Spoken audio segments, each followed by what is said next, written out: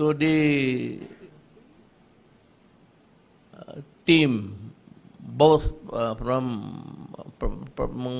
the different agencies, police, PDEA, Army, mga intelligence community, I'd like to commend you.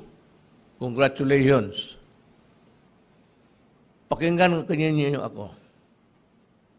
Palagay na natin totoo yung sinabi. Papalagay na natin totoo yung sinabi ng human rights. Putang ina, sino nakinabang yan? Ako. Ako ang nakinabang. Pamilya ko.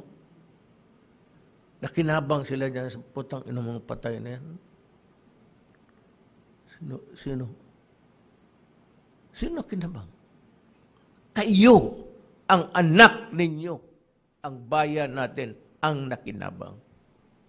Sino nalagay sa alanganin? Ako, pamilya ko, yung buhay nila, gagantay ang mga yawa na yan. Eh, hindi naman ako milyonaryo na may isa akong squad yan sa likod ng bantay. Ako pa ang napoproblema ngayon. Ako. Ang nakinabang kayo. Kayo, mga Pilipino. Totoo lang.